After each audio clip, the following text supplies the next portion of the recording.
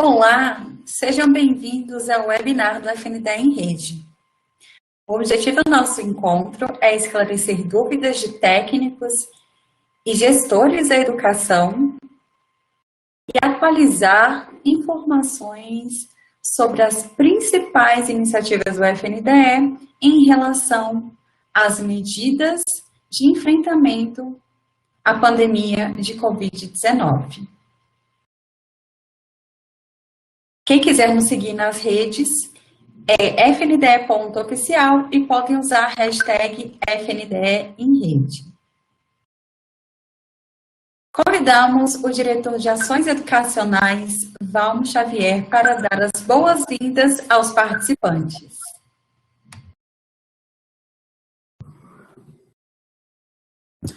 Olá, boa tarde.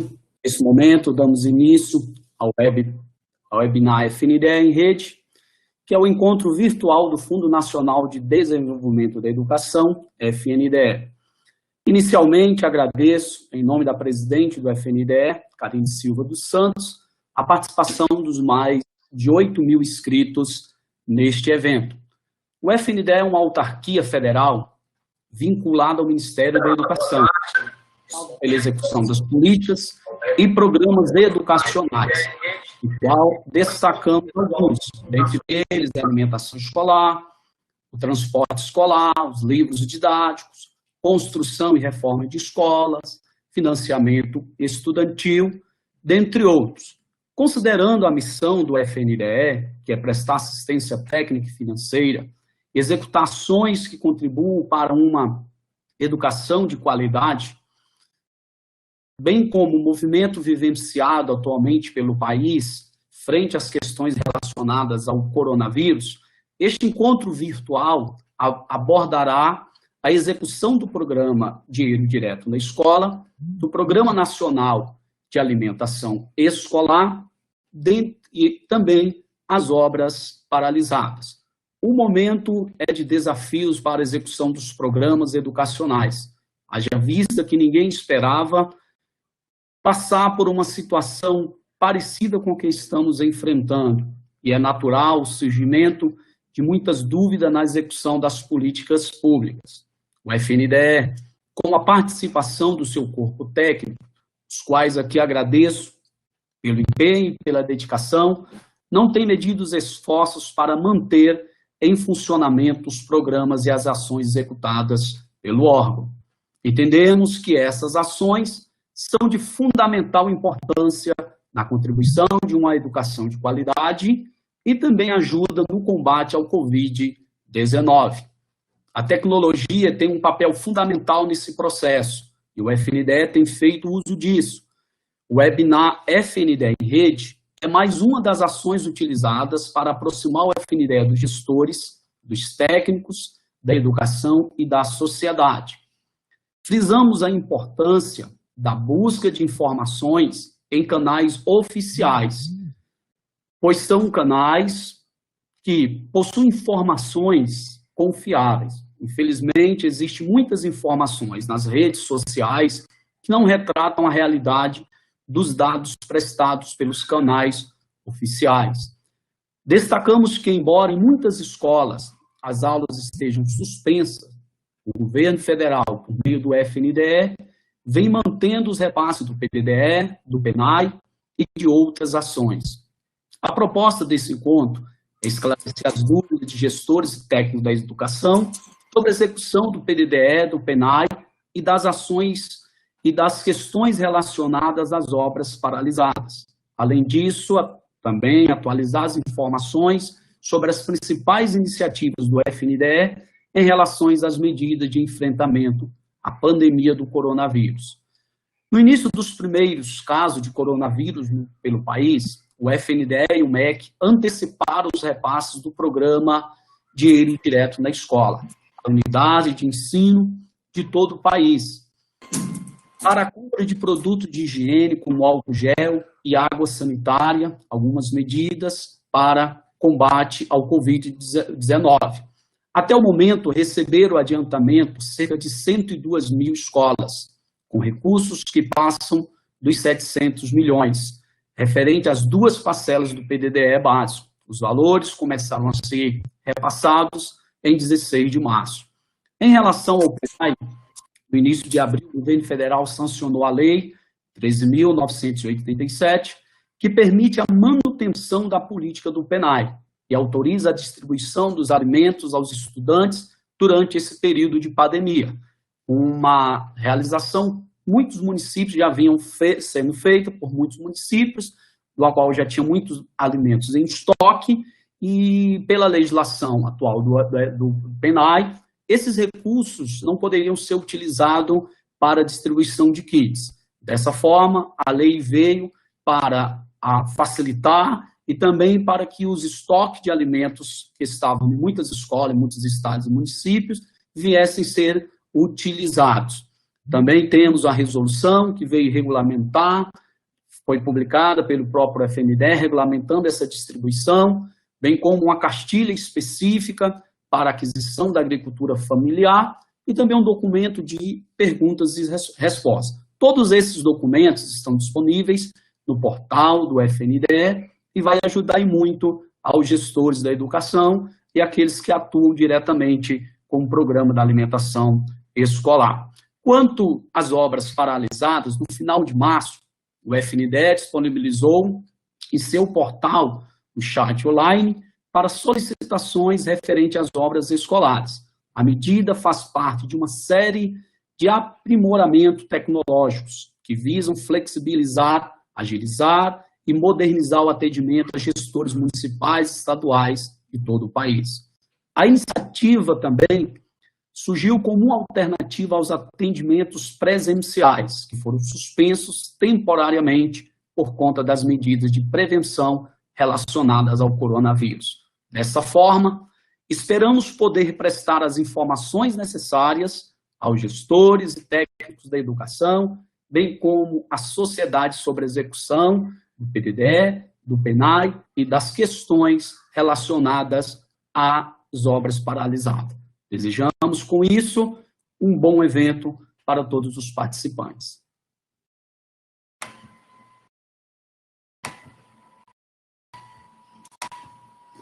Obrigada, Valmo.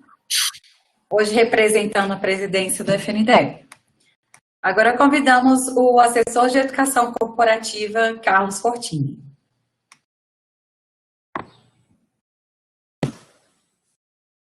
Opa, obrigado, Leila. Obrigado, Valmo, também pela introdução ao evento. Boa tarde a todos que estão aqui presentes no nosso evento, no webinar aqui do FNDE em Rede. Primeiramente, parabenizá-los pela inscrição, né, pelo interesse na temática, né, e como técnico agradecer também o interesse, porque são vocês que aí na ponta, aqui nos municípios, trabalham pela execução do programa do FNDE. Então, vocês são as nossas mãos aí nos estados e municípios. Então, obrigado e parabéns pelo interesse. Vamos falar um pouco sobre, só um instantinho, apresentação. Leila, só não estou conseguindo a apresentação ainda.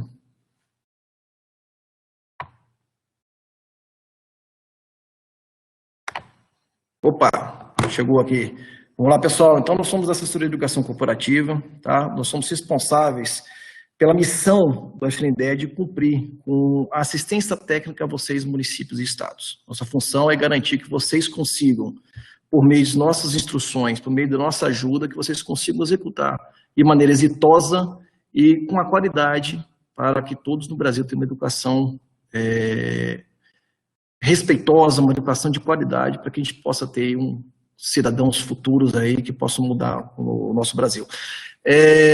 Junto a isso, né, nessa época de pandemia, eu sei que nossos eventos ficam cada vez mais difíceis, nós temos alguns eventos que nós já fazemos aqui nos estados, nós fazemos evento em Brasília, né, alguns de vocês, inclusive, já acompanharam, já estiveram presentes nesses eventos, mas nós temos que nos virar, ou seja, nós temos que procurar alternativas, principalmente usando a tecnologia em nosso favor, para que a gente continue oferecendo essa capacitação a vocês, conhecimento por meio de tecnologia. e nós vamos falar um pouco hoje sobre educação à distância, né, a tecnologia EAD, famosa EAD. Tá? Nós temos um programa aqui no FNDE chamado Programa Formação pela Escola. Com certeza muitos aí já conhecem o programa, alguns inclusive já fizeram cursos e outros ainda vão conhecer hoje. O importante é que vocês saibam como aderir a esse programa e o que esse programa consegue oferecer para vocês, né, técnicos, gestores de educação, a comunidade escolar, né, na execução dos programas, mas também no controle social dos programas. Formação pela Escola, então, é um processo aqui, um programa de formação continuada, onde a gente visa capacitar todos os técnicos, gestores municipais da comunidade escolar. Nosso objetivo geral é a formação continuada dos agentes e parceiros envolvidos com a execução, com acompanhamento, avaliação, a prestação de contas e o controle dos recursos públicos destinados aos programas e ações desenvolvidas pelo FNDE. As características é uma formação continuada em rede, tá? O programa é totalmente à distância, onde nós temos tutores, tá? Uma rede de tutores que vai auxiliar e apoiar vocês, cursistas, vocês aqueles que têm interesse pelos cursos, para que consigam fazer os cursos de vocês, tá? De maneira que vocês sempre tenham apoio, sempre possam esclarecer suas dúvidas, e o principal é que vocês realmente saiam desses cursos com um aprendizado, que vocês possam levar para casa, como diz um colega amigo meu, com a maletinha, com a malinha um pouco mais cheia de conteúdo. E aí sim vocês possam aplicá-los, mas também passar para outras pessoas, multiplicar esse conteúdo, esse conhecimento. Como funciona hoje a Formação pela Escola, a nossa rede? Tá? Ela funciona com representantes estaduais, em cada estado nós temos representantes do programa Formação pela Escola. Cada representante desse aí possui uma rede de multiplicadores e assim os tutores que ficam ali nos municípios. Tá? Então, ou seja, cada município tem um tutor que ele possa, que está ali, que ele é a chave não seria o ponto onde vocês podem entrar em contato com eles, para que vocês possam aí solicitar o curso. Tá? Mas o importante disso tudo é que vocês precisam, antes de mais nada, fazer a adesão. Tá? Fazer a adesão, eu estou me direcionando a gestores municipais de educação. Para que vocês possam ter o programa Formação pela Escola no seu município, é importante que você faça adesão ao PAR. Somente com essa adesão ao PAR, que você vai poder formar, fazer parte dessa rede no estado, podendo oferecer um tutor no seu município para que as pessoas, os cursistas, né, que são os técnicos, que é a comunidade escolar, possa ter a oportunidade de aprender um pouco mais sobre nossos cursos. Tá? Então, é imprescindível, você gestor do município, que você faça essa adesão ao PAR. Tá? Essa adesão está aberta, é só você entrar no CIMEC, entrar no PAR. Tá? Eu vou deixar aqui o nosso e-mail aqui no final, para caso vocês tenham alguma dúvida mais pontual, para que vocês possam entrar em contato com a gente. Tá? Mas para você cursista, né, para você que quer fazer, na verdade, você que quer fazer um dos nossos cursos, mais para frente eu vou ensinar vocês como é que vocês vão entrar no site, no portal da FNDE. Lá vocês têm todo um caminho que vocês podem localizar quem é o coordenador do estado de vocês, assim entrar em contato, tá? E fazer a manifestação pelo curso de interesse de vocês. Tá? Nossos cursos são de 60 horas e o mais importante, que eu acho que é até uma coisa boa para vocês, que seria a certificação. Todos os nossos cursos são certificados. Eles podem ser feitos no mínimo 30 dias e 45 dias, ok? Com a periodicidade bimestral atualmente. Mas quais são os nossos cursos? O que nós oferecemos? Então, nós temos cursos, atualmente nós temos cerca de 10 cursos. Competências básicas, formação em tutoria, o programa de dinheiro direto na escola, o PENAI Agricultura Familiar, o controle social do PENAI. Nós temos o controle social do PENAI e o controle social voltado ao Fundeb, ao CACS Fundeb. São dois importantíssimos cursos, né, e são muito realmente requeridos pelos conselheiros. Né? Temos o programa de transporte escolar, o programa do livro, o próprio do Fundeb, né, que realmente está sofrendo algumas alterações, o controle social, como eu falei, o do CIOP e do Educacenso. Tá? Junto a esses cursos, provavelmente agora no próximo bimestre, nós vamos lançar o curso do PAR. Tá? É um curso muito demandado, um curso bem interessante, é um curso que vocês vão aproveitar não só para fazer o planejamento do que vocês precisam no município, mas que vocês também possam perceber como funciona o PAR, para que serve o PAR, né? Como requerer as coisas, enfim, é um curso bem interessante. Depois do PAR nós também estamos vendo um curso de transporte escolar voltado a conselheiros também do transporte escolar. E também estamos começando nossa elaboração do curso de prestação de contas. Ou seja, fora esses cursos que nós já temos aqui, né, nós ainda estamos elaborando mais 3 cursos, que inclusive foram demandados pela sociedade, foram demandados pelos técnicos e gestores municipais de educação. Mas para que fazer o curso? Se nós tivéssemos aqui um canal de comunicação, eu ia perguntar para vocês algumas coisas que certamente alguns saberiam responder e outros não. Então, para que fazer o curso? Exatamente, para alguns, para compreender e entender os programas, conhecer. Para outros, para aprofundar o conhecimento. Quanto custa fazer esse curso? Nada, o custo é zero. Todo custo pago em bolsa, todo custo pago para manter a rede de formação, para manter a nossa plataforma de IAD, ele é custeado pelo FNDE. Mas para você, cursista, que está aí na ponta, o técnico, o próprio gestor, a comunidade escolar em si, não vai pagar nada pelo curso. Tá? Os cursos disponíveis nós já falamos aqui agora. Lembrando que todos os cursos geram certificação. Tá? Eu acho que é muito bacana você poder ter um certificado de um curso que você faz uma formação pela escola. Aqui, tá, com uma ação futura nossa, já falei um pouquinho sobre os nossos cursos que nós estamos lançando, mas agora também corroborando aí com a nossa necessidade de ter mais ferramentas utilizando no nosso módulo de educação à distância. Nós vamos lançar possivelmente agora no mês que vem um portal de educação corporativa, tá? Esse portal vocês vão localizar cursos que vocês já podem localizar hoje, que vocês podem localizar por meio dos consultores, vocês vão poder visualizar isso no meio de um portal. Lá você vai poder localizar vídeos, você vai poder localizar podcasts que estamos começando a trabalhar, games. Não só isso, podemos ter acesso, inclusive, a um repositório que nós faremos, enfim. Este vai ser um portal onde vocês poderão localizar quaisquer e todos os documentos voltados à assistência técnica, voltados à capacitação, voltados a conhecimento. Tá? O FNDE vem despendendo uma energia bacana, muito alta nisso aí, para que a gente possa realmente oferecer isso a vocês cursistas, ok? Infelizmente, aqui o portal da FNDE não está no ar, mas só para explicar um pouco para vocês, vocês precisam entrar lá, para vocês terem o contato, tá, do coordenador no estado de vocês precisam entrar lá no portal da FNDE, lá vocês vão ver uma abinha chamada Programas, lá vai ter formação pela escola, e lá vai ter consultas. Quando você entrar na aba Consultas, você vai ter o contato de todos os coordenadores de cada estado. Basta que você ligue, basta que você mande e-mail, basta que você entre em contato com eles para que você fale, eu quero este curso, quero tal curso, e aí eles vão providenciar a alocação de vocês em alguma turma. Tá? Quaisquer outras dúvidas, nós temos nosso contato, que é informar@fnde.gov.br. Tá? Qualquer dúvida que não tenha abordado aqui para vocês, podem mandar para a gente, que a gente vai responder assim que puder. Okay? Agradeço a atenção, novamente agradeço vocês estarem aqui, agradeço o interesse de vocês. Obrigado. Obrigada, Carlos. Agora nós vamos apresentar o nosso time de especialistas. No primeiro bloco, a Luciana Gotchal vai falar sobre as ações de alimentação escolar.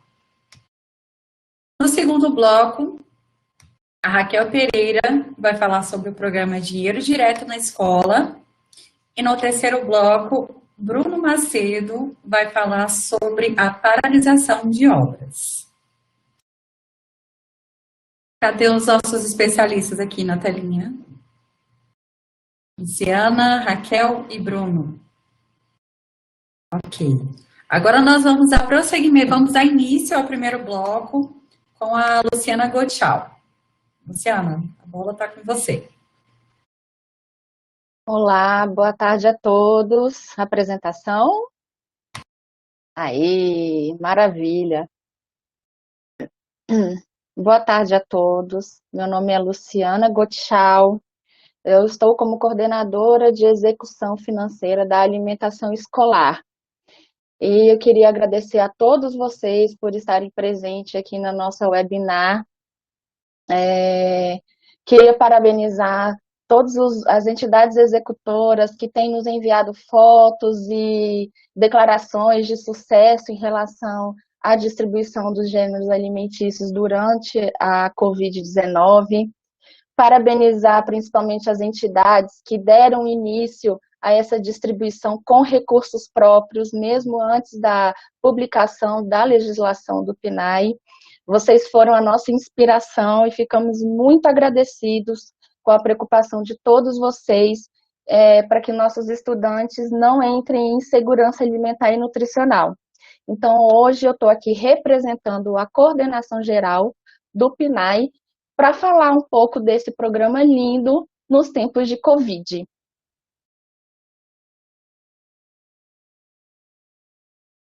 Bom, primeiramente, como alguns de vocês já sabem, né, foi publicada a Lei 13.987, que autorizou para que nesse momento tão peculiar, né, de uma situação de emergência e calamidade pública, que as entidades executoras pudessem utilizar os recursos do PNAE, que o FNDE repassa a todas as entidades executoras mensalmente, para que esses recursos sejam utilizados na aquisição de gêneros alimentícios, para distribuição às famílias para atender a esses alunos, né? E essa lei foi regulamentada pela resolução número 2. Nessa resolução, vocês podem encontrar diversas regras e dispositivos para auxiliá-los na execução do PNAE durante essa pandemia.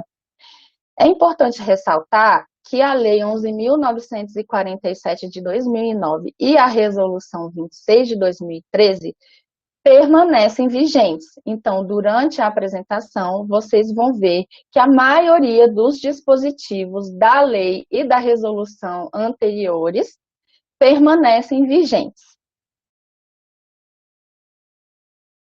Em relação ao atendimento, a gente tem recebido diversos questionamentos, né, em relação a isso. Como é que fica o atendimento? A gente tem que atender todo mundo? Podemos fazer um recorte social? E a gente tem orientado que o atendimento com os recursos que o FNDE repassa para o PNAE deve ser um atendimento universal, ou seja, todos os alunos devem receber a distribuição dos gêneros alimentícios. Por que isso? Porque a nossa preocupação é que que os alunos não entrem em insegurança alimentar e nutricional. O recorte de atendimento, a gente entende da preocupação da entidade executora em atender aqueles mais vulneráveis. Então, para isso, a gente orienta, sugere que sejam utilizados os recursos próprios das entidades executoras. Então, caso vocês entendam que vocês tenham que ter um aporte maior de recursos para aqueles estudantes cujas famílias recebem, por exemplo, Bolsa Família, podem utilizar os recursos próprios para poder fazer a aquisição de mais gêneros alimentícios para esses estudantes. Lembrando que a nova lei, a Lei 13.987, ela tem um caráter autorizativo, ou seja, a lei apenas autoriza a distribuição desses gêneros durante a suspensão das aulas devido à pandemia da Covid, né? Então, não é algo que seja obrigatório. Em relação aos recursos financeiros, a gente informa que o FNDE manteve, mesmo antes da publicação da lei, a gente manteve o repasse dos recursos normalmente, os valores das parcelas permanecem os mesmos por enquanto. Então, por enquanto, ainda não há previsão de aumento no valor do per capita, tá bom? Os recursos deverão ser utilizados apenas para a aquisição de gêneros alimentícios, ou seja, não pode fazer transferência de recursos diretamente às famílias, não pode fazer o repasse dos recursos, por exemplo, para instituições de serviços sociais, porque esse tipo de ação demandaria alteração em lei. E isso ainda não foi feito. A gente está estudando estratégias, escutando muito o que as entidades executoras têm nos relatado, a gente tem estudado estratégias para poder permitir, facilitar, né, a utilização desses recursos. Mas, por enquanto, a lei permitiu apenas a aquisição de gêneros para distribuição aos estudantes. Muitas entidades também têm nos perguntado em relação ao aporte de recursos, né? Se o FNDE, quando tiver reposição das aulas, se o FNDE vai fazer uma transferência maior para as entidades executoras, tendo em vista que elas estão gastando os recursos que a gente tem repassado agora no momento de suspensão, e que quando tiver a reposição de aulas, eles vão ter, né, vocês, entidades executoras, vão ter que repor para atingir as 800 horas de aulas anuais. Então, assim, a gente está estudando também essa possibilidade. Há uma possibilidade da gente aportar esses recursos, mas ainda não temos essa definição, tá bom? Uma novidade que a resolução número 2 trouxe é em relação ao desconto que a gente faria se a entidade executora excedesse o limite de reprogramação, aqueles 30%, né? A gente colocou na resolução autorizando que esse desconto não seja feito. Então, caso a entidade executora, em 31 de dezembro de 2020, chegue com um saldo para além dos 30% dos recursos recebidos, a gente não vai descontar das parcelas de 2021. Agora, a gente vai falar um pouco sobre o planejamento da composição dos kits, que as nutricionistas e a equipe de nutricionistas têm nos perguntado demais em relação a isso, né? Normal, porque legislação nova traz muito questionamentos mesmos. Então, o planejamento da composição do kit deve ser feita pelo responsável técnico, nutricionista responsável técnico do município ou pela sua equipe de nutricionistas do PNAE. O recebimento dos gêneros alimentícios, na hora que você for manipular os gêneros alimentícios, é fundamental que vocês sigam as recomendações da Anvisa, da Resolução 216 de 2004, além também das novas orientações do Ministério da Saúde, né, em relação à utilização de máscara, manter o distanciamento de no mínimo 2 metros entre as pessoas, e isso para todos os colaboradores que estiverem atuando no processo. O que a equipe de nutricionista, então, deve considerar na hora de montar o kit?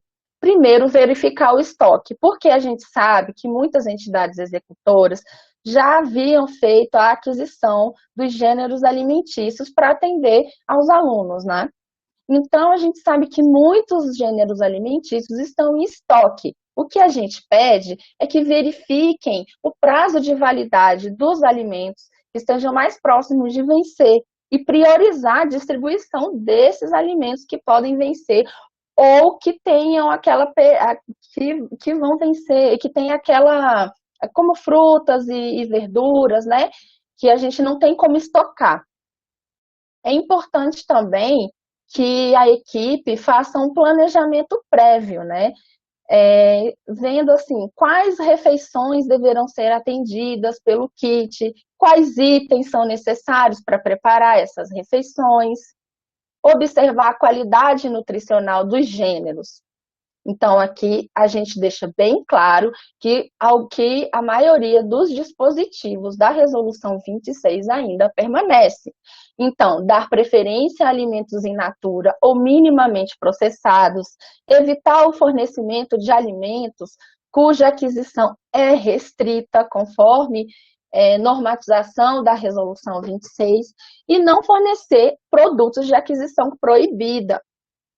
É importante também, na hora de montar o kit, definir a quantidade per capita de cada alimento, segundo a faixa etária do estudante e o número de refeições a serem atendidas por dia, bem como o número de dias que o kit deverá atender. Isso é a critério da gestão local. A gestão local tem essa autonomia para definir a frequência da distribuição do kit, né? Também deverá ser priorizada, né, o fornecimento semanal de frutas in natura e de hortaliças, sempre que possível, né? A gente sabe que a gente está num momento complicado, mas a gente tem orientado que sempre que possível que forneçam frutas e hortaliças para os estudantes. É importante lembrar também que esses kits deverão ser montados respeitando os hábitos alimentares e a cultura alimentar local, tanto das comunidades indígenas e quilombolas também, né? Além também de prever as necessidades especiais, como, por exemplo, se a pessoa é celíaca, né? Só um minutinho que parou aqui a minha apresentação. Só um minuto, ver se eu consigo aqui. Só um minutinho.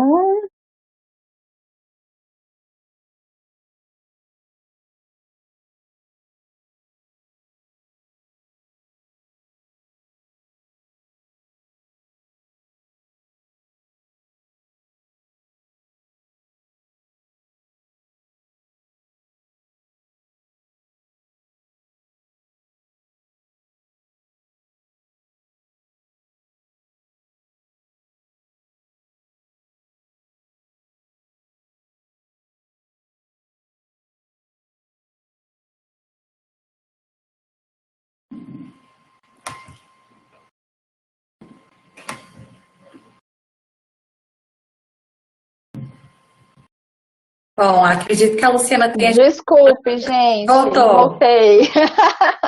Voltei. Acho que a internet caiu aqui, né? Ossos do ofício. Vamos lá. Vamos ver se eu consigo aqui agora voltar. Vamos lá. Então, voltando aqui, né? Então, a gente também, na hora de montar os kits, as entidades executoras devem atender as necessidades alimentares especiais, como se tiver algum celíaco, né, algum diabético, além de garantir a qualidade higiênico-sanitária dos gêneros. E verificar também, como eu já falei, a data de validade dos gêneros alimentícios. É importante também que o município e a SEDUC, né, defina estratégias para evitar as aglomerações de pessoas, né? Então, assim, a maneira de distribuição dos kits é a critério, como eu falei, da gestão local. E então a gente tem algumas orientações para tentar minimizar o risco de contaminação. Então, na hora de vocês distribuírem os kits, é importante definir um cronograma de distribuição, determinar previamente locais de entrega com calendário, horário e logística, tudo muito bem planejado. E definir também a equipe de profissionais que irá realizar essa distribuição, prezando pelo controle da saúde dos colaboradores, né? Seguindo todas as orientações do Ministério da Saúde para essa pandemia. E também é importante a gente garantir a participação dos conselheiros de alimentação escolar em todo o processo, porque eles ajudam a dar transparência, né, a tudo isso, a todo esse processo. Agricultura familiar. Como eu havia falado, venho falando assim durante a apresentação, vários dispositivos, né, da Resolução 26 permanecem vigentes, então, e da lei também. Então, o artigo 14 da lei, que torna obrigatória a utilização de pelo menos 30% dos recursos repassados pelo FNDE em compras de gêneros alimentícios a gêneros oriundos da agricultura familiar, permanece essa obrigatoriedade. Nós sabemos que várias entidades executoras, elas estão tendo dificuldades de adquirir esses produtos agora nesse momento de pandemia. Mas a gente lembra que o cômputo desse mínimo, desse percentual mínimo, ele é considerado durante todo o exercício. Então, se agora, por um acaso, a entidade não tiver de jeito nenhum conseguindo adquirir gêneros alimentícios da agricultura familiar, ainda vai ter todo o restante dos meses para fazer essa aquisição, tá certo? E aí, em relação aos processos de compra, tanto em relação aos fornecedores, quanto aos outros fornecedores e à agricultura familiar, a gente tem orientado que os contratos firmados sejam mantidos sempre que possível, né? E manter também o calendário de entrega. Nossa preocupação maior é com os agricultores familiares. Por quê? Porque a gente sabe que esses agricultores dependem muito do PNAE e que eles já planejam a sua produção de acordo com o calendário estipulado, né? E como eles já vêm sendo participantes desse programa há algum tempo, eles já sabem mais ou menos como é que acontece a compra do PNAE. Então, eles já haviam se planejado, se programado para fazer essa oferta. Então, a gente pede que as entidades executoras olhem com carinho para esse setor. Mas é possível fazer ajustes nos contratos dos agricultores familiares, tanto dos outros fornecedores. É possível fazer esse ajuste.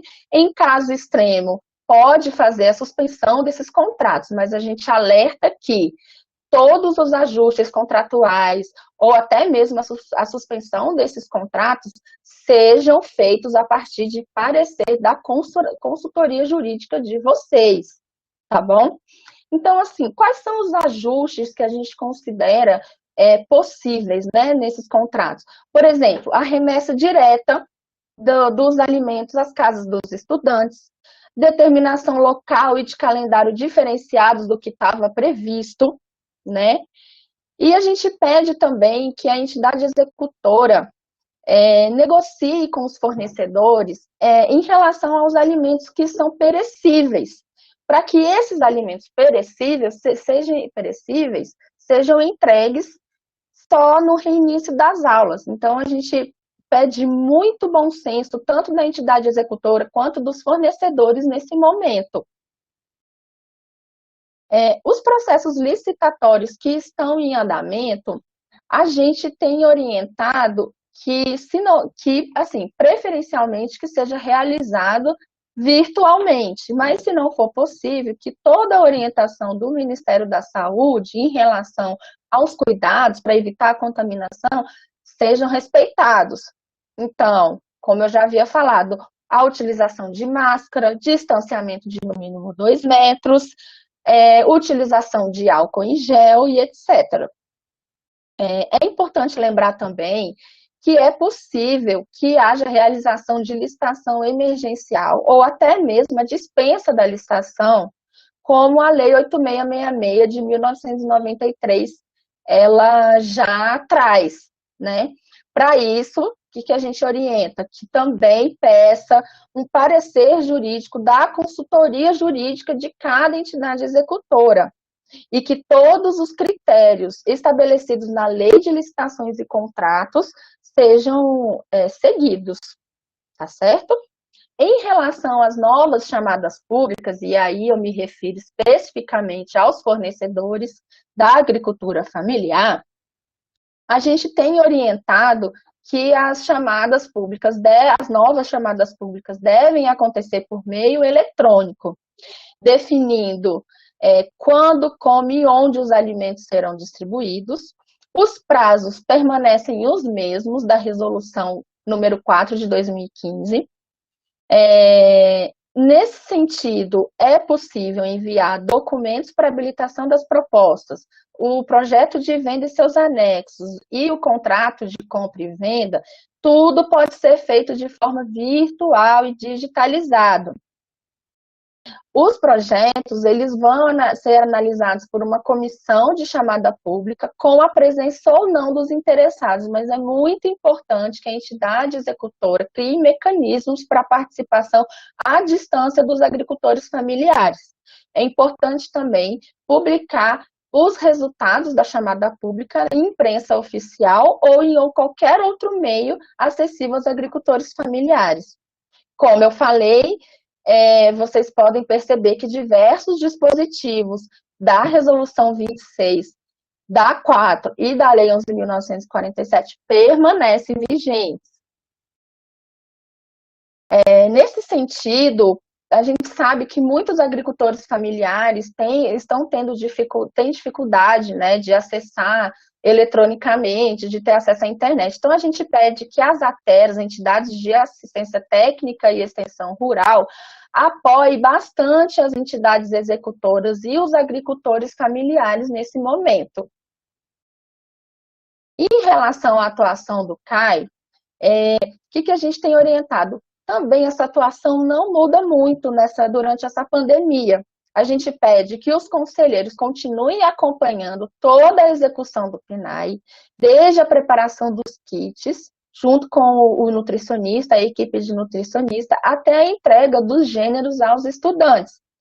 E a gente pede também que os conselheiros também possam exercer um papel de multiplicadores das novas orientações, das boas práticas de saúde e na distribuição dos kits, e sempre que possível, documentar com fotos e registros escritos todas as decisões tomadas, todo o processo em execução, porque como é um processo novo, toda a informação registrada pode ser útil para algum órgão de controle, para a própria prestação de contas que vocês terão de fazer ano que vem, né, para o FNDE.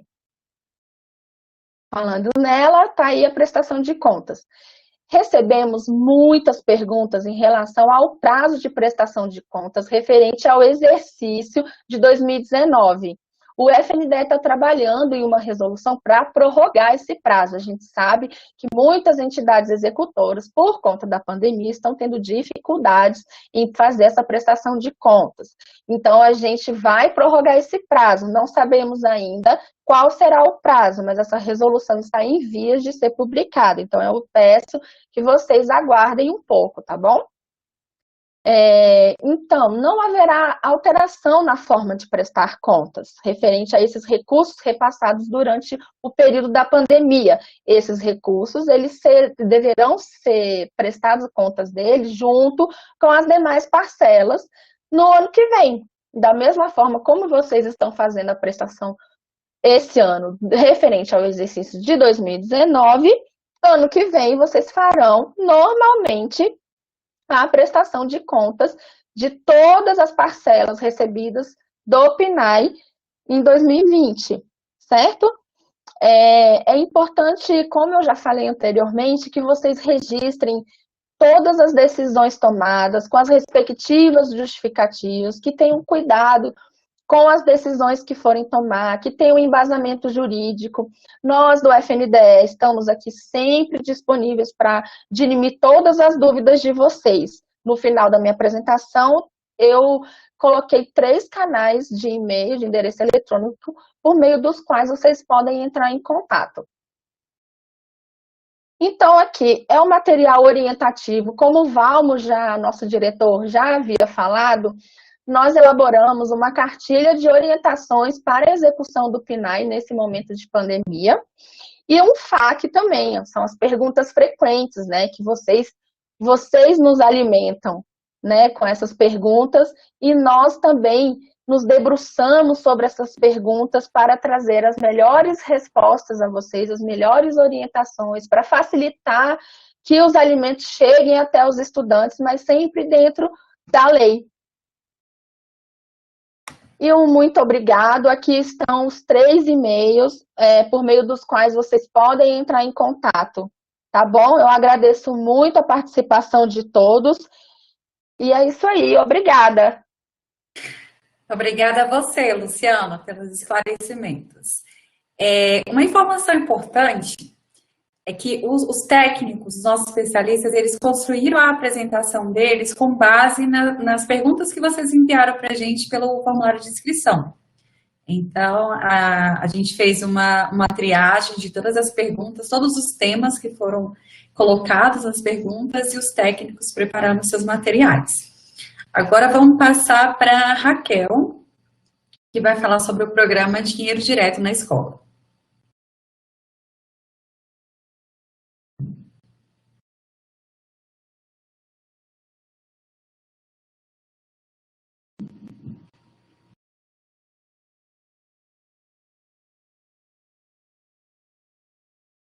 Raquel, você está sem áudio, nós não estamos te ouvindo. Boa tarde, agora vocês estão me ouvindo? Como a Leila já me apresentou, eu sou Raquel Pereira e estou coordenadora de execução do Programa Dinheiro Direto na Escola, né? E vou falar com vocês sobre as ações, né, de combate ao Covid-19 que nós estamos fazendo para auxiliar, né, nesse processo, como a Luciana falou, tão peculiar que estamos passando, né, tão imprevisto, né, tão imprevisível também, não sabemos quanto tempo ainda estaremos nessa situação. Então, uma das primeiras ações do FNDE foi com relação ao PDDE. Então, a gente tem o Comitê Operativo de Emergência do Ministério da Educação. Ele foi instituído tão logo foi declarada a pandemia do Covid-19. E uma das primeiras medidas tomadas foi a antecipação do repasse do PDDE. Né? Por que ela foi uma das primeiras medidas? Porque ela não dependia de alteração de nenhuma lei e nem de publicação de resolução. Porque a resolução do PDDE, ela estabelece que a primeira parcela deve ser paga até o dia 30 de abril e a segunda parcela até o dia 30 de setembro. Então, como nós começamos os pagamentos em 16 de março, nós não descumprimos o que estabelece a resolução, né? Porque os pagamentos devem ser iniciados até 30 de abril e até 30 de setembro. Conseguimos nos mobilizar junto com a diretoria financeira e arrecadar esse recurso, né, disponibilizar e antecipamos. No início, fizemos uma campanha de mobilização para atualização cadastral, porque como as entidades já estão acostumadas a receber o pagamento em abril, normalmente deixam para fazer a atualização cadastral no final de março, início de abril. Então, fizemos várias campanhas no portal da FNDE, no envio de comunicado, para que a atualização cadastral acontecesse mais cedo esse ano e a gente pudesse pagar. Tanto que no dia 16 de abril, nós pagamos não chegamos a pagar 500 milhões e hoje já chegamos a mais de 700 milhões de valores repassados para mais de 102 mil escolas. Bom, e por que então que o Comitê Operativo de Emergência do Ministério da Educação decidiu antecipar as duas parcelas do PDDE? Nesse momento, as aulas ainda não haviam sido suspensas. Nenhuma escola do Brasil havia suspendido as aulas. E nós precisávamos injetar recursos nas escolas para que elas se protegessem da forma mais rápida possível, né? E como o recurso do PDDE não exige procedimento licitatório, era uma forma de o recurso chegar na escola e a escola se equipar, né, inicialmente com medidas de proteção mesmo, como álcool em gel, sabonete líquido, né, com a aquisição desses itens de proteção que são tão essenciais e fundamentais para que a gente se proteja da contaminação, né, do coronavírus. Então, materiais como toalhas de papel, produtos de limpeza e até equipamentos de proteção individual. Porém, logo em seguida, né, algumas semanas depois, as aulas começaram a ser suspensas em muitas escolas, em muitos municípios, praticamente em todos os municípios, as aulas estão suspensas, né? E começou a vir, então, uma segunda necessidade, que é a de reunir o corpo docente, reunir a equipe da escola, como que eles poderiam, então, tomar decisões, se tem que manter o distanciamento social, não podem estar se encontrando fisicamente, precisam de equipamentos também para poder se reunir de forma virtual, para poder, inclusive, passar tarefas escolares, e aí também veio a necessidade de aquisição, por exemplo, de softwares, de equipamentos para permitir reuniões à distância, para permitir a aquisição de uma plataforma de EAD, de curso à distância, né? Então, materiais equipamentos e materiais que permitam que a equipe de colegiado continuem, né, se encontrando, se reunindo para poder tomar suas decisões, para poder deliberar, mesmo mantendo a distância social.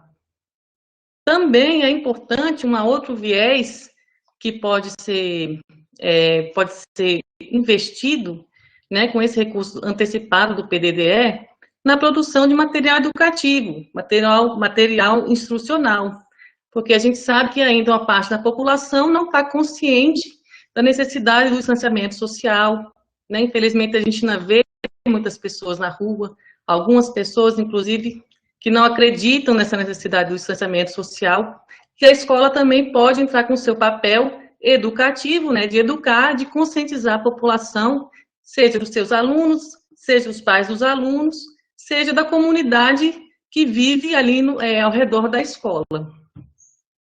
Para essas ações, também não foi necessário publicação de um normativo, de uma lei, ou mesmo alteração da resolução do PDDE. Porque a resolução 10 de 2013 do PDDE, no seu artigo 4º, né, onde ela estabelece as finalidades do programa, já prevê esse tipo de ação. Por exemplo, aquisição de material de consumo, é o inciso 3 do artigo 4º. Né, o material de consumo entra a aquisição de álcool gel, sabonete líquido, papel toalha, que são materiais que vão ser consumidos na escola. Para aquisição, por exemplo, de equipamentos, softwares, para possibilitar uma atividade à distância, uma atividade remota, também está previsto já no artigo 4º, quando fala em desenvolvimento de atividades educacionais, implementação de projeto pedagógico ou atividades de avaliação da aprendizagem, né? Então, a gente precisa ter equipamentos, ter condições para poder fazer essas atividades. Bom, as pessoas têm perguntado muito como fazer, né? Tenho alguma mudança? Como eu faço? Preciso comprar, preciso utilizar esse dinheiro no momento de pandemia? Preciso observar algum tipo especial de resolução? Também estão nos perguntando se vai ser publicada uma nova resolução, né? Mas como eu já expliquei, já está amparado pela resolução 10 de 2013. E como fazer? Mantendo os mesmos princípios do PDDE, que é o planejamento participativo.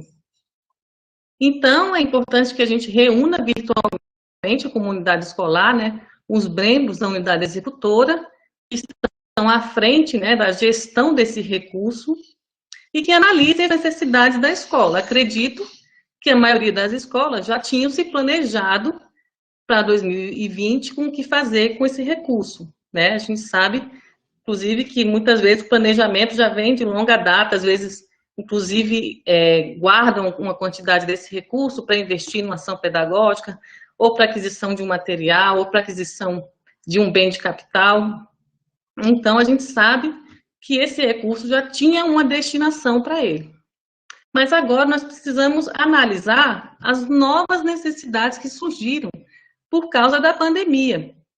E muitas vezes, talvez, precisaremos abrir mão de algo que já tínhamos planejado com esse recurso, porque surgiu uma nova necessidade, né, que se impôs, na verdade, essa nova necessidade, e que diz respeito, né, à vida de todos nós, ao cuidado da nossa saúde, e que precisam ser olhadas com muita atenção, né.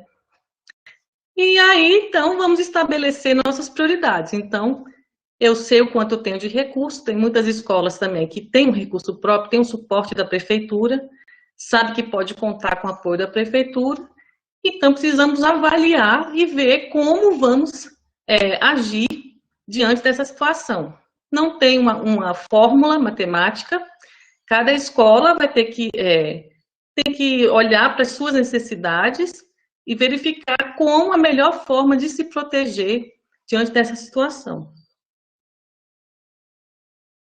Também as pessoas têm nos perguntado se precisa fazer licitação, como que vai ser a compra, né? Então, as compras mantêm os critérios estabelecidos na Resolução 9 de 2011. fazemos pesquisa de preço. Buscamos 3 orçamentos e o critério de escolha temos que levar em consideração qualidade e preço, né?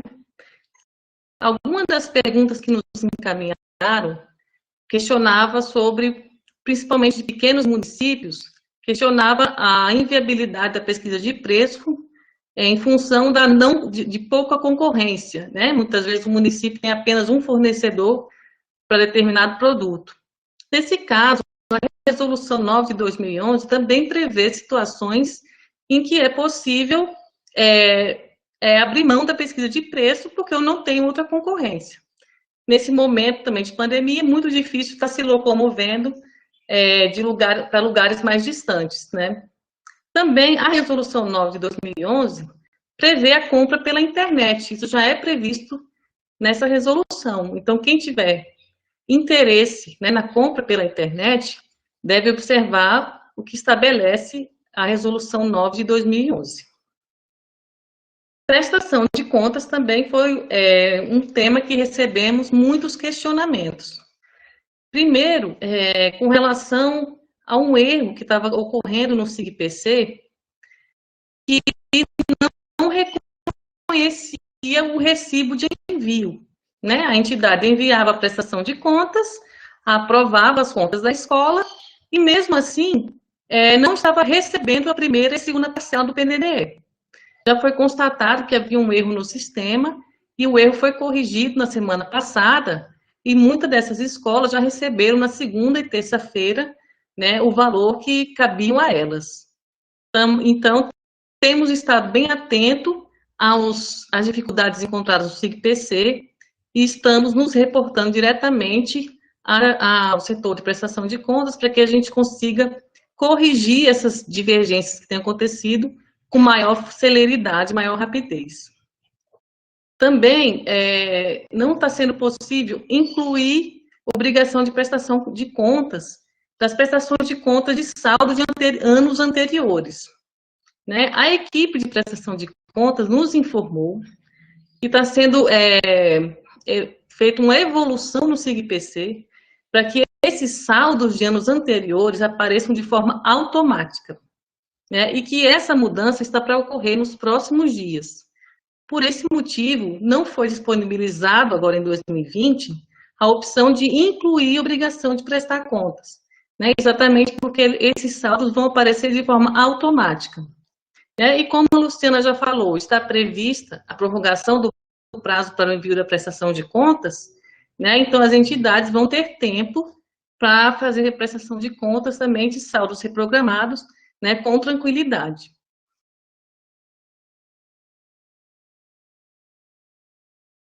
E agora, a minha escola está fechada, né? E muitas pessoas têm nos perguntado: vou ter que gastar o recurso agora? Posso gastar o recurso depois?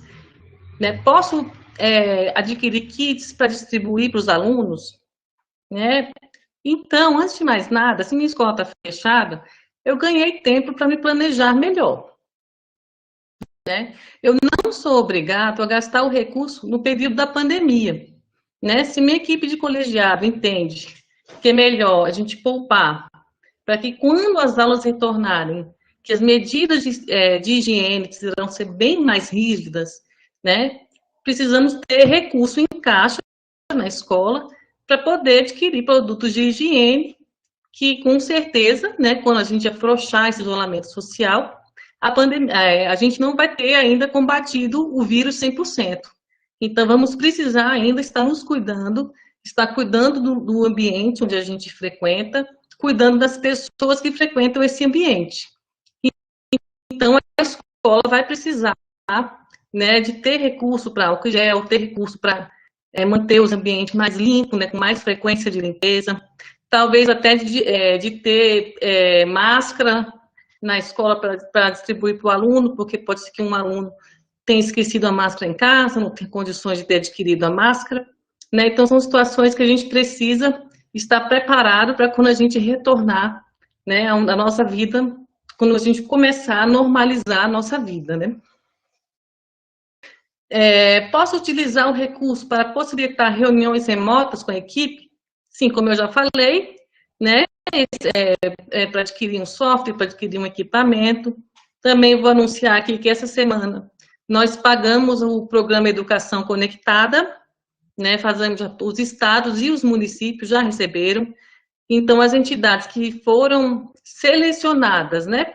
Lá no PDDE interativo para receber a Educação Conectada, já receberam, né? Já receberam esse valor que estava previsto. Então, posso adquirir equipamentos para atividades pedagógicas remotas, né? Isso aí tem que estar também de acordo com o que o município estipulou, né? Se essa atividade remota, nesse momento, ele tem um cunho mais de apoio à família, ou se essa atividade remota já tem uma característica de aula mesmo, né? Então, assim, a gente sabe que algumas escolas já adotaram a aula remota, e isso vai ser computado como hora-aula, mas algumas escolas, aqui no Distrito Federal, por exemplo, né, o governo do Distrito Federal tem mandado atividade para as crianças, porém, a título de apoio às famílias. Ainda não está sendo computado como hora-aula, né, efetivamente. Posso produzir material educativo sobre prevenção ao coronavírus para ser distribuído à comunidade escolar, né? Lembrando que o papel da escola é educar, né? E é sempre bem-vindo, né, nesse momento que a gente elucide a nossa comunidade sobre o que de fato está acontecendo, que a informação chegue limpa, chegue correta, que a gente se comporte da melhor forma para que a gente passe o mais rápido possível sobre essa situação.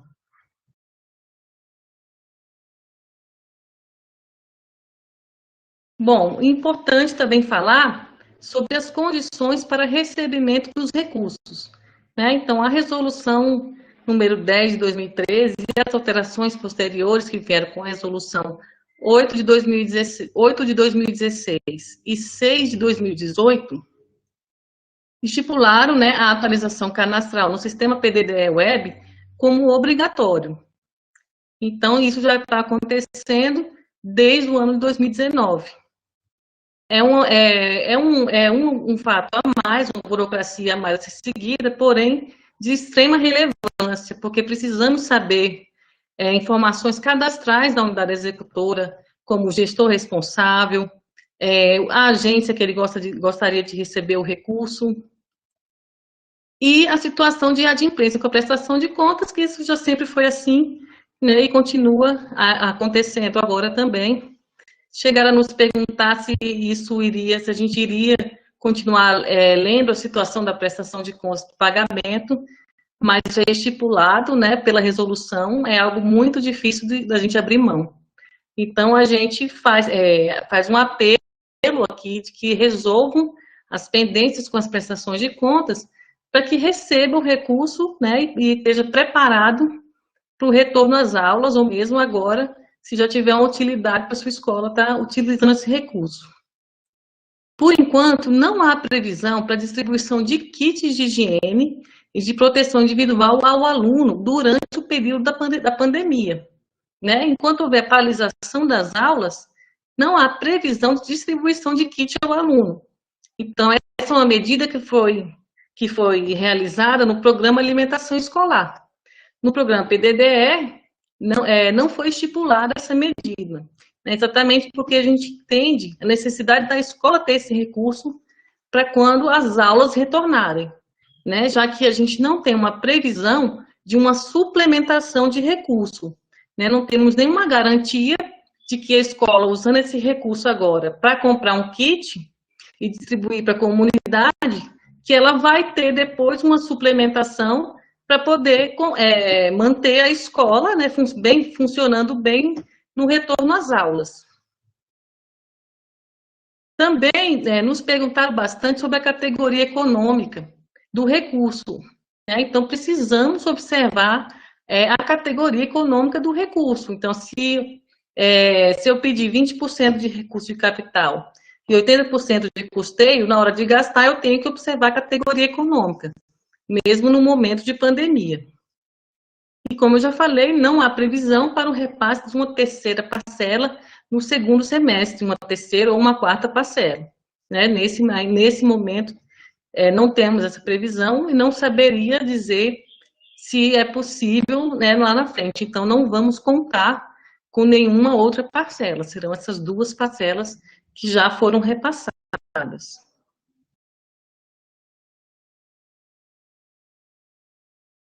Bom, o resultado da ação, né, o nosso diretor, o Valmo, já falou na fala dele, então já atingimos mais de 102 mil escolas, já receberam recurso, e já repassamos mais de 700 milhões de recursos.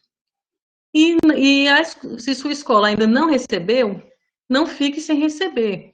O prazo para regularizar suas pendências termina no dia 30 de outubro de 2020, né? Então, ainda temos aí tempo suficiente para resolver um problema com a prestação de contas, para resolver um problema do meu cadastro. Se eu tiver também com alguma pendência na Receita Federal, né, posso resolver também. A única dificuldade que a gente está enfrentando agora é com relação à mudança do gestor, né? Essa foi uma das perguntas que a gente recebeu também.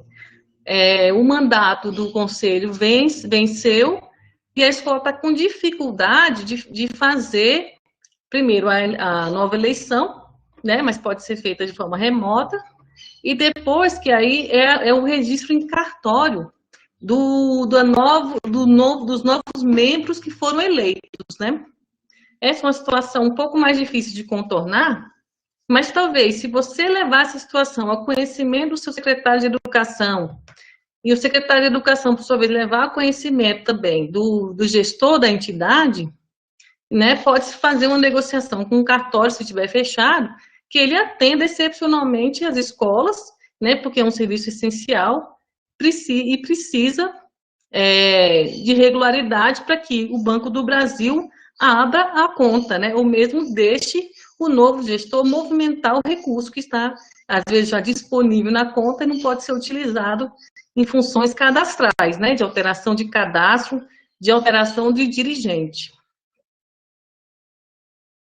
Quero fazer propaganda também, né, do sistema de consulta do PDDE, que vocês já conhecem, que é mais conhecido como PDDE-REX, né, onde a gente verifica lá a previsão de repasse e também se o valor já foi repassado. Esse ano nós trabalhamos no Consulta Escola, né, e até o final do ano passado, o Consulta Escola só permitia a visualização de uma única escola. Você colocava o CNPJ da escola e apareciam ali as consultas de liberação e previsão de pagamento. O Consulta Escola ele foi melhorado, foi ampliado. Agora você pode consultar por município. Então, se eu colocar o nome de um município, ele vai trazer todas as escolas desse município com a possibilidade de exportar para Excel. Então, a gente pode trabalhar, né, de forma mais maleável com esses dados. E aí, ele traz outras informações agora, não só informações de repasse. Ele vai trazer informações da situação cadastral. Então, eu posso saber no meu município a escola que atualizou o cadastro, a escola que não atualizou o cadastro. Ele traz informações de saldo parado em contas. Então, eu posso verificar ali o gestor, por exemplo, a prefeitura municipal que está acompanhando suas escolas, ela pode verificar a escola que está gastando, a escola que não está gastando, porque ele tem um saldo, normalmente é um saldo de 30 dias de delay. Mas ele acompanha o saldo das escolas, ele também acompanha a situação de prestação de contas. Então, se ela tiver com alguma pendência, vai ser informado no Consulta Escola. Então, nós temos um lugar, né, onde você consegue, numa única consulta, ter acesso a várias informações sobre a sua escola. Dúvidas, né? Antes de, no próximo slide, eu vou publicar o nosso canal de comunicação, mas se você não conhece, não perca a oportunidade de conhecer, né, a área para gestores, que está disponível no portal do FNDE. dentro do programa PDDE, área para gestores, nós temos informações sobre atualização cadastral, com um manual novo que foi disponibilizado na semana passada, porque o PDDE Web agora está integrado com o GovBR, né? Então, a forma de acesso, ela foi modificada, e para acessar, precisa acessar pelo GovBR e me cadastrar no GovBR. Quem tiver com dificuldade de fazer isso, o manual está disponível na atualização cadastral. Lembrando que quem já fez atualização cadastral não precisa fazer novamente, porque houve essa mudança.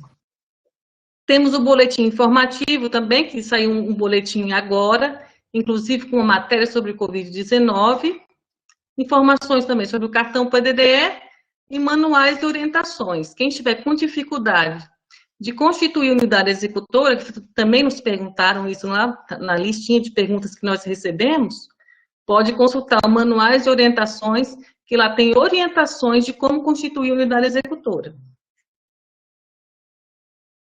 Bom, nosso tempo aqui é curto, né? Então quero agradecer, estou bastante feliz com a audiência e nos encontramos aí numa próxima vez e vamos fazer esforços em responder as perguntas que não foram tratadas aqui no tempo que tivemos juntos.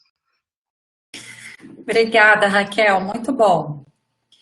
Agora vamos chamar o Bruno Macedo, que vai falar para a gente sobre a paralisação das obras em função da pandemia.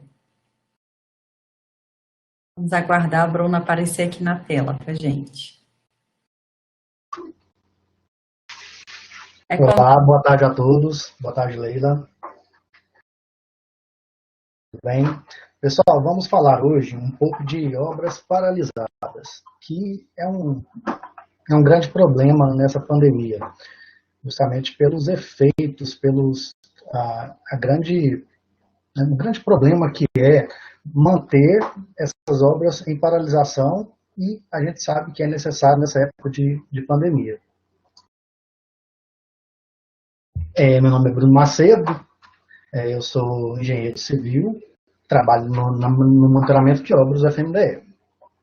Então, pessoal, diante desse cenário de crise, alguns entes expediram decretos restringindo o funcionamento de atividades empresariais, incluindo obras, depósitos de material de construção, algumas indústrias que fabricam materiais para construção civil estão paralisadas. Isso tudo impacta diretamente na execução das obras. Então, por diversos motivos, é necessário, às vezes, paralisar as obras. E essa paralisação também ela é necessária, né, como prevenção ao contágio do Covid-19. É importante ressaltar alguns pontos que o FNDE considera importantes para evitar riscos e mitigar problemas que a paralisação pode trazer ao ente e à população. Essas obras paradas, elas trazem grandes problemas para a população como um todo. Então, vamos lá ver quais esses problemas eu elenquei aqui para mitigar esses problemas. Vamos lá, o município, o estado, o ente, né, ele tem que pensar em 3 fatores. São segurança, claro, a qualidade e também o financeiro. Porque a obra paralisada, a gente sabe que dói no bolso lá na frente. Levando em consideração a segurança de canteiro. Gente, é muito importante providenciar a vigilância do local. Tem que ficar atento se a empresa que está executando a obra, ela mantém ou manteve, né, um vigia na obra. Caso ela não manteve, o ente ele acaba sendo corresponsável por isso, mesmo o contrato estando ativo da executora, porque qualquer problema que tiver com a obra nesse período, o ente vai ter que promover ações para essa recuperação. Então, assim, essa medida de vigilância é necessária porque tem vandalismo, invasões, utiliza o local como abrigo, utilização de uso de drogas, furtos na obra. Então, é importante sempre ter uma vigilância sempre que possível.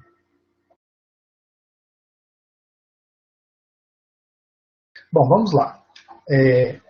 O que temos na obra que pode sofrer com essa ação das obras paralisadas? O primeiro item que eu vou falar é os materiais. Sempre assim, se a gente vai paralisar a obra, é importante assim, provavelmente já estão paralisadas, né, que o fiscal do município, ele visite a obra e veja se os materiais estão armazenados em locais seguros, né, em local coberto, justamente para não ter problemas com a perda desse material. Então, é a questão lá de qualidade e a questão financeira. Se possível, né, fazer um levantamento da validade, porque tem itens na obra que são perecíveis, cimento, argamassa, tintas e diversos outros, né? Então, esses itens necessitam de cuidados especiais. Sempre é importante pensar na retomada da obra. Na retomada da obra, se você tiver feito um levantamento e já saber o que tem no seu almoxarifado, o que tem na obra, que ainda não venceu, mas está prestes a vencer, e tem a possibilidade de se utilizar, adequa o cronograma para utilizar esses itens antes, para não perder, né, a habilidade, o que impacta diretamente na qualidade das obras e no financeiro. Se possível, viabiliza a troca junto aos fornecedores. A gente sabe que não é fácil, mas pode tentar fazer sim. Equipamentos. Pessoal, os equipamentos elétricos na obra, fradeira, martelete, betoneira, serra circular, são todos os equipamentos que são muito visados. Então, é importante retirar esses equipamentos da obra, mesmo tendo vigia, mesmo com a vigilância no local. Esses itens geralmente são caros, e não só os equipamentos elétricos, tem também a ferramentaria. Tá? Então, é importante, se possível, a empresa retirar esses equipamentos da obra e guardar no local seguro. Se não for possível retirar, pessoal, então o armazenamento tem que ser em local coberto, seguro, para não correr riscos. Tá? E os itens locados devem ser, se possível, devolvidos. Como exemplo, a gente tem o escoramento de laje. Geralmente a gente loca o escoramento metálico e não foi utilizado ainda, e esses itens ficando parados lá na obra, você vai pagando a mensalidade deles, e isso vai onerando o custo da obra.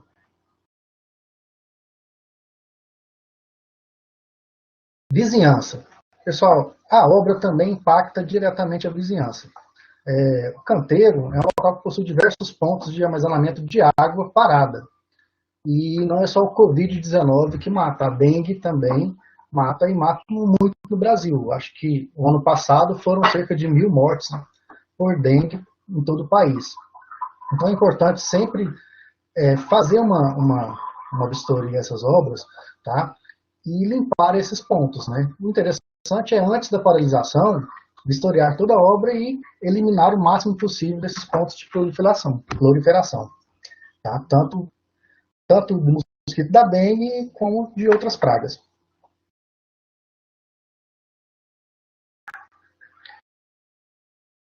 Bom, já de obras, da questão de obras paralisadas, o que o ente, o que o município, o estado, ele tem que fazer com essas obras? A gente sabe que o nosso sistema, ele obriga, né, o município a manter essas obras vistoriadas de 30 em 30 dias. E tem chegado muitas perguntas de fiscais que não conseguem acessar a obra de 30 em 30 dias justamente por causa do Covid-19, porque não estão podendo sair de casa, né, por causa do isolamento. Então, assim, mas é sempre importante pensar que, caso não consiga ir até a obra, entre no sistema e atualize a obra, tá? Pelo menos para o sistema ficar atualizado e não te causar outros problemas. Sempre que for paralisar uma obra, e isso não é só devido à pandemia, tá? Em qualquer tipo de paralisação, é importante que se faça uma vistoria rica em imagens, rica em detalhes. Por quê? A gente não sabe qual é o tempo que essa obra vai ficar paralisada.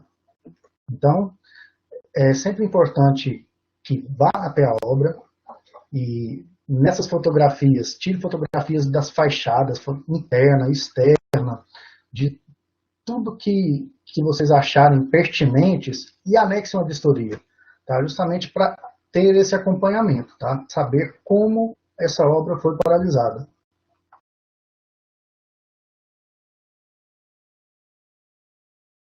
Caso a empresa abandone a obra, tem muita empresa que assim, já não estava querendo continuar a obra por diversos motivos.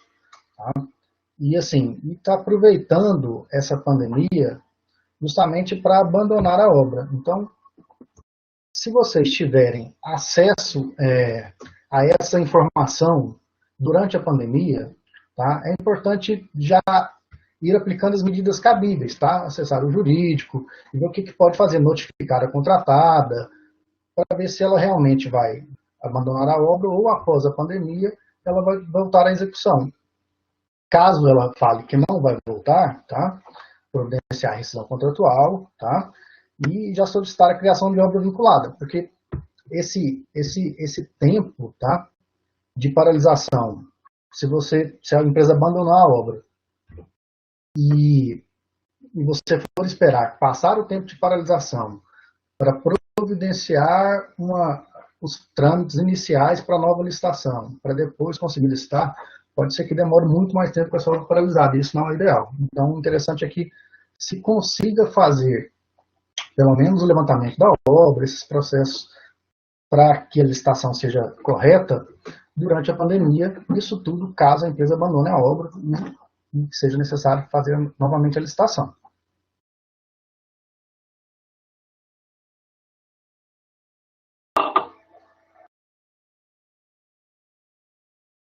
Bom, eu vou entrar aqui no Cinec um pouco. Deve ter muita gente assistindo que nunca viu o sistema, nunca trabalhou com o sistema, mas eu vou entrar para mostrar aqui para os gestores como deve ser feita essa vistoria no sistema. Tá? Então, vamos lá.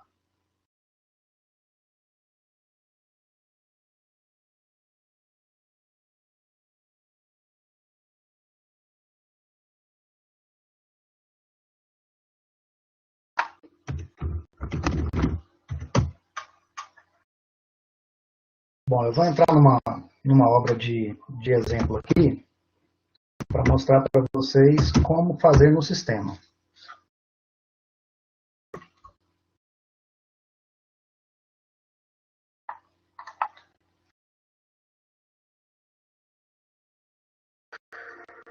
Bom, no sistema, pessoal, a gente tem uma aba que chama Vistoria, tá?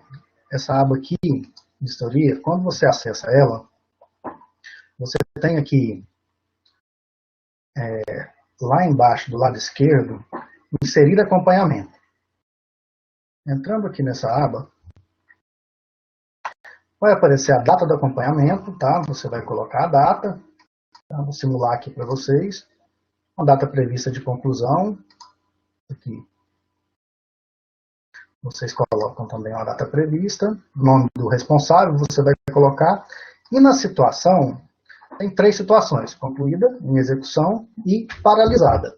Essas 3 situações, claro que se você estiver fazendo a vistoria de paralisada, você vai colocar paralisado, tá? Vai abrir um informativo aqui de obras paralisadas, você fecha. Tá? E aqui vai aparecer tipo de paralisação, tá? Tem diversos campos aqui, já que é atraso de pagamento, contrato rescindido, abandono, falha na execução, questões climáticas. Como não tem nada de pandemia, você vai colocar outros. No que colocar outros, vai aparecer a observação da paralisação. E aqui você vai descrever quais foram os motivos que te levaram à paralisação.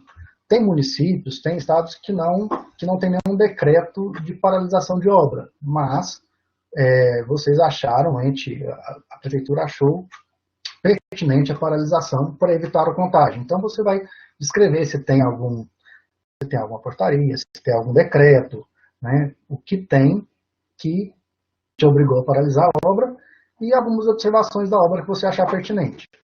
Então aqui você vai informar o motivo real da paralisação.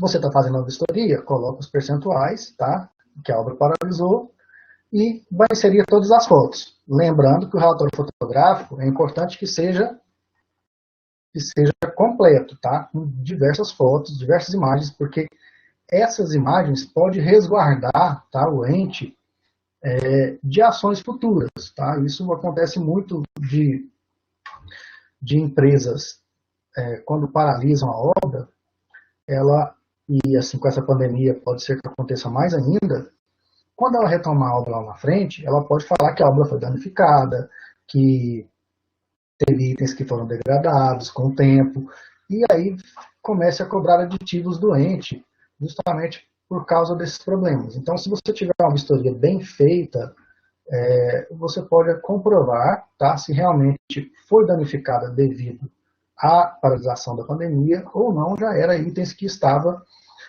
a cargo da construtora. Então, é importante esse relatório rico em fotografias. Tá? Então, assim, esse é o procedimento de sistema, pessoal. Vamos voltar.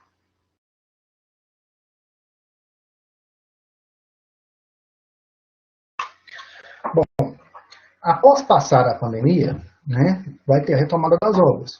Então é importante sempre verificar se os contratos continuam ativos, porque pode ser que contratos venceram durante o período e, como o corpo técnico, né, do município doente, provavelmente pode ser que esteja trabalhando de casa, ou pode ser que não esteja trabalhando, não perceba que esses contratos venceram. Então, verificar, se for possível, né, aditivar esses contratos. Realizar nova supervisão em loco. Da mesma forma que teve a vistoria de paralisação, quando voltar, pessoal, o ideal é que se tenha vistoria todos os meses. Então, se possível, manter as vistorias, vá até a obra, ver se não está tendo nenhum problema, se não tem ação de vândalo, se não está roubando nada, tudo aquilo que a gente já comentou.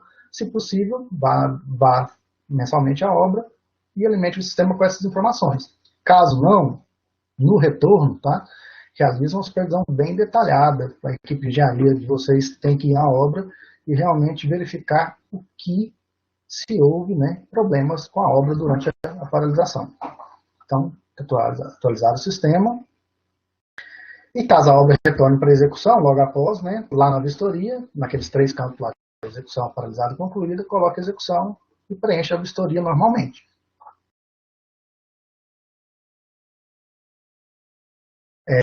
Houve muitas perguntas a respeito da vigência dos termos de compromisso. Tá? Então, eu coloquei aqui esse decreto, que é o decreto 10.315, de 6 de abril de 2020, é um decreto que ele prorroga todos os termos de compromisso, tá? Da data de início de vigência dele, de 20 de março, que vence de 20 de março a 30 de dezembro, até o dia 31 de dezembro de 2020. Então, teve perguntas assim, a gente está tentando solicitar a prorrogação de vigência e não está conseguindo.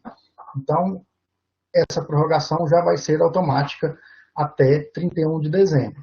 Lembrando que as obras que estiverem finalizando, pessoal, assim que voltar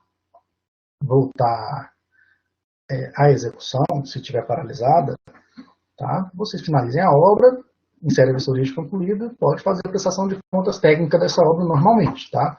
Assim, não precisa esperar acabar o ano para uma nova vigência, tá? Para fazer isso tudo, não. A gente pode finalizar esse ano.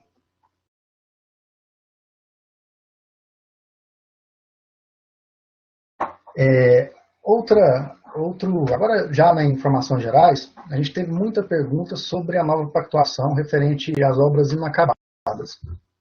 Tá? Lá em 23 de fevereiro, teve a resolução 3 de 2018 lá, que autorizava a nova pactuação dos termos de compromisso, tá? Tudo para obras inacabadas. Esse prazo, ele finalizou no dia 23 de março. Tá? Então, assim, todos os entes que fizeram essa solicitação das obras inacabadas até o dia 23 de março, os processos estão sendo analisados pela equipe técnica normalmente. Posterior a essa data, esses processos vão ser indeferidos, tá?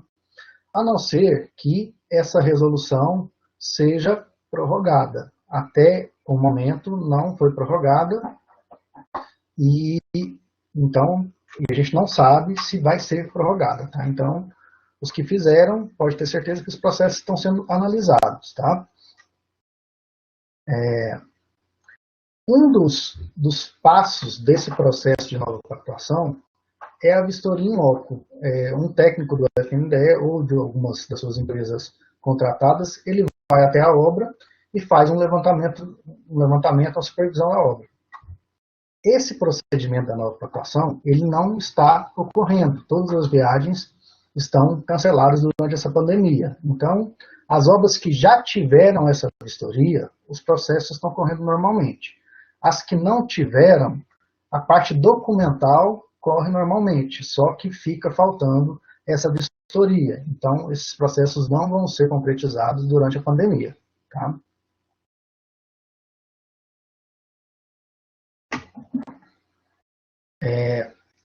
Qual que é a obrigação? Né? Eu coloquei aqui, obrigação do ente durante o processo. Tá? Você tem que ficar atento às diligências do FNDE na aba solicitação e cumprimento do objeto. Lá no sistema tem essas duas abas, no Obras 2.0. Porque às vezes os técnicos que estão analisando encontram algum problema, às vezes de cronograma, às vezes de planilha, às vezes no laudo de engenharia, e diligencia o ente para que seja refeito. Tá? E se vocês não estiverem acompanhando, vocês acabam não sabendo que foi diligenciado. E como você não fica sabendo, você não responde com a documentação certa e o processo fica parado. Então, é importante sempre ficar atento a essas duas abas e verem quais são as diligências do técnico. No cumprimento do objeto, tem muita pergunta a respeito da devolução de dinheiro. Pessoal, as obras, a nova pactuação, ela funciona, ela só vai ser pactuada para a obra que ainda tem dinheiro a receber ou que ainda tem dinheiro em conta. As obras que já receberam 100%, já gastaram 100%, não tem porquê a nova pactuação, porque ela só consegue finalizar a obra com recursos próprios. Então, presta atenção também na aba cumprimento do objeto, que tem lá, devolveu via GRU, se tiver dinheiro não devolve, porque se você devolver esse dinheiro, você perde esse dinheiro. Tá? Essa prestação de conta, você vai prestar conta informando a documentação, o boletim de medição, as notas fiscais e os comprovantes de pagamento já realizados. Tá? Então, toda a movimentação financeira que você já fez na conta, você tem que prestar contas, mas não precisa devolver os recursos. Para as obras que estão, os processos que estão em andamento, tá? Após o novo termo de compromisso ser gerado, tá? Na aba restrição e inconformidades, é importante verificar que tem algumas restrições técnicas que estão sendo geradas. Tá? Essas restrições elas devem ser sanadas para possibilitar a criação de obra vinculada, que é onde você vai conseguir inserir sua nova solicitação. Então, licitação. Então, antes da licitação, antes de sanar essas pendências, a gente não vai liberar o sistema para vocês cadastrarem a nova licitação, o novo contrato, para dar prosseguimento no sistema da obra. Tá? Então, tem que responder essas restrições técnicas lá.